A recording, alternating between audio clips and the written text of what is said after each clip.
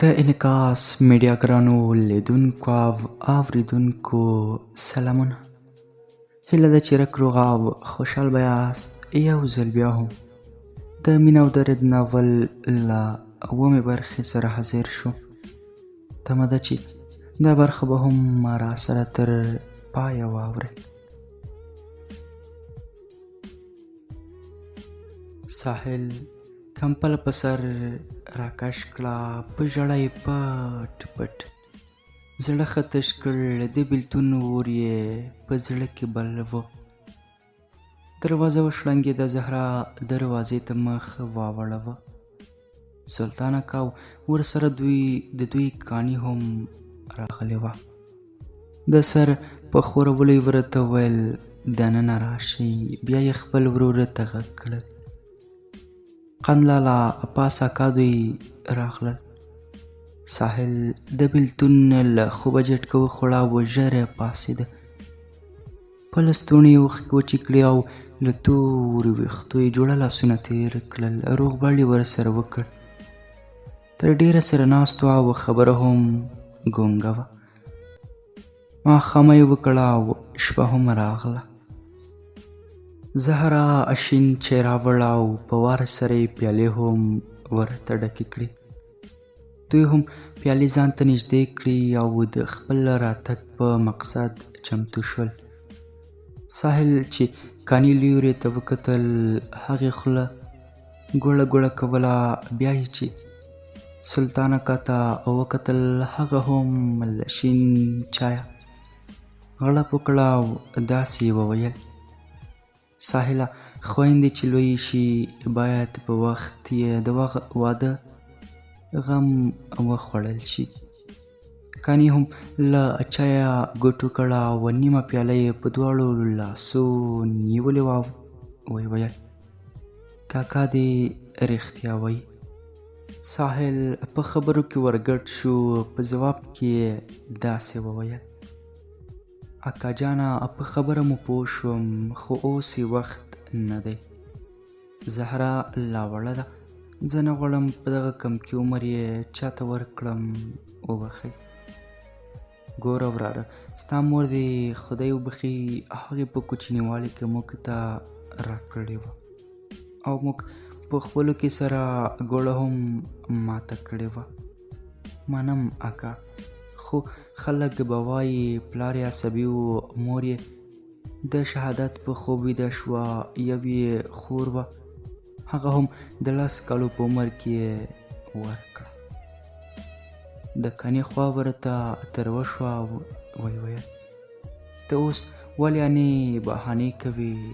نه کنې، بهانې نه کوم، خور مې کوچنۍ ده.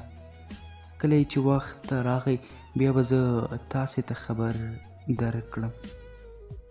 کاني یې له قهره د چایو پیاله له مخې لرې کېښوده او ویې ویل: ته اوس له موږ څخه قصور اخلې؟ ځان دې له دوکاندار اکا په څېر جوړوې؟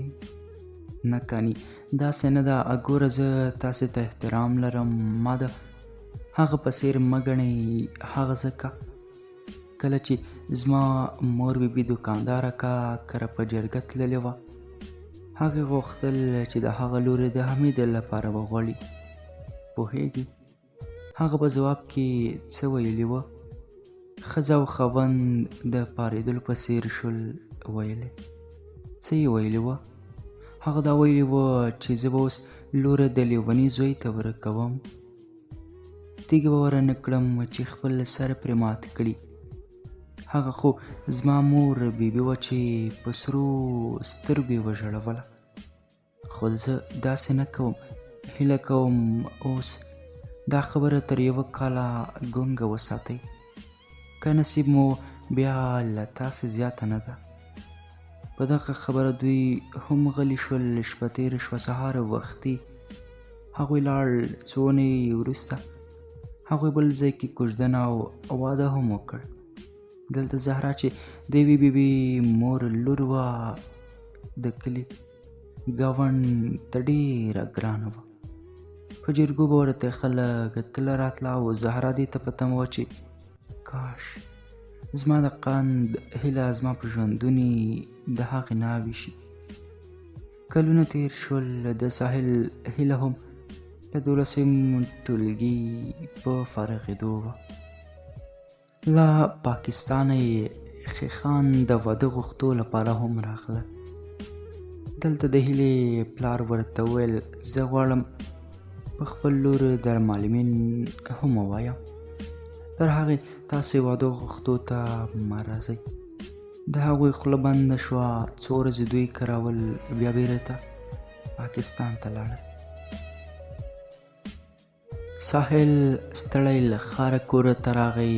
له وره یې زهرا ته غږ کړل و خوږې چیرې ته یې؟ درغلم قند لالا ستړی مه شي. لویه شي خوږې وی خندل قندول لالا نور مې څومره لویوي.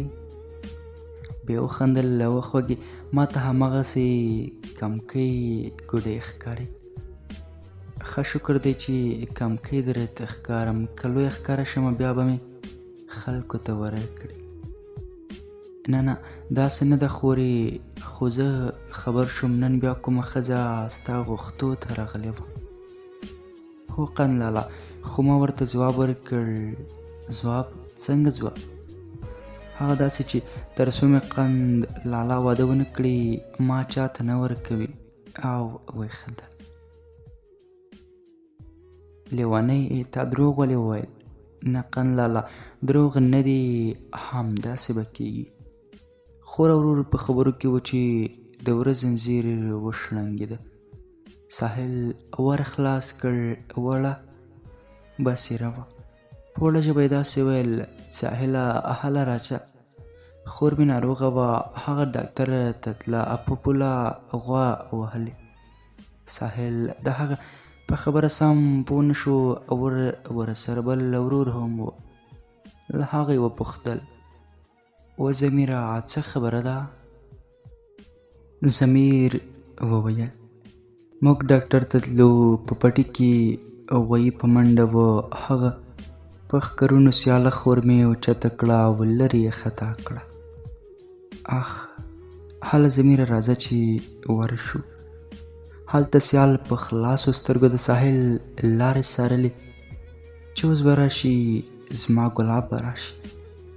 د زړه زنځیر یې داسې وویل راشه مسافره آخري سلګۍ مې پاتې دي. مرم د زړګي سره آخري سلګۍ مې پاتې دي. دوی چې تر څو تلل سیال په ملا کړوپه چادرې شلېدلې ځان زولي کوره ته ننوتې وه. ساحل تلواره د هغوی حویلۍ ته ننوتو. ساحل چې خپل هیلې ته وکتل نو دلته د مور یې ورته پام شو. په عاجزو سترګو یې دواړو ته وکتل. نارې کړې راځه زویه. ساحل په منډه یې څنګ ته ورغی. ستونی یې ډک شو. په ژړغوني غږ یې وویل زما ژوندون دې له تا زار شي. زما هیلې په تا دې نشي. دا مرګی دې ما ته راشي. ستا په تمه ژوند کوم. آخري هیله مې ته یې تا ته چې درځي دغه مرګی دې ما ته راشي. هیلې زما ګرانې په تا څه وشول؟ شکر ګلابه چې ته راغلې. ساحل سرې غومبرکې پاکې کړې او په ژړغوني غږ یې وویل هو زما ګرانې زه راغلم. وا ګلابه ته ولې ژاړې؟ زه ښه یمه. ساحل ښي لاس تر سترګو تېر کړه او خپلې اوښکې یې پاکې کړې او ویل چېرته ښې؟ که ته ښه وای نو داسې به پرته نه وې. ډېره ژوبله شوې یې که نه؟ و ګلابه ولې زړه خورې؟ ښه یمه. ته چې راغلې اوس بلکل ښه یمه. ساحل د هغې له تندي ویښته د ګوتو په واسطه تر غوږو یې ورته واړول. نرۍ مسکا یې له مینه ناکې څېرې تېره. د سیال له مور پوهېده چې دوی خو لیوني شوي، خو بیا هم د پښتنو ناوړه دودونو ته غلې وه او ساحل ته یې وویل واوره زویه بصیري او ضمیر ما درپسې لیږلي ول. کور کې مو څوک نشته، ته ښار کې بلد یې، زه تاسو سره نشم درتلای، خو د ضمیر نیا به در سره لاړه شي. ساحل وویل سمه ده، زه ضرور ورسره ځمه، پاسه زما هیلې راځه چې ځو. هغه جګه شوه بیرته ولوېده، پښتۍ یې ونیولې، اخ یې کړه او د ضعف علامې پرې راغلې. ساحل وارخطا شو، په غېږ کې یې پورته کړه، تر سړک یې یوړله.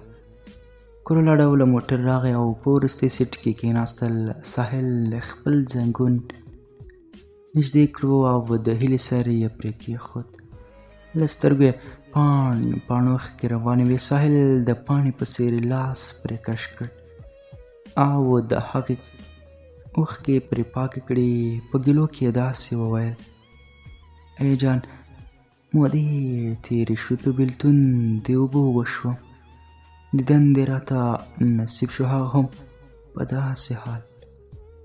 سیال ژړا سره شریکه له معصومې څېرې مسکا تېره کړه. د سترګو له قنجونو یې تاره تاره اوښکې لار وکړه چې د غوږونو سره جوخت په ویښتو کې ورک شو. ساحل وویل بس زما هیلې نوره نو مه ژاړه، زه راغلم، په تا به هېڅ نه کېږي، بلکل روغ به شي.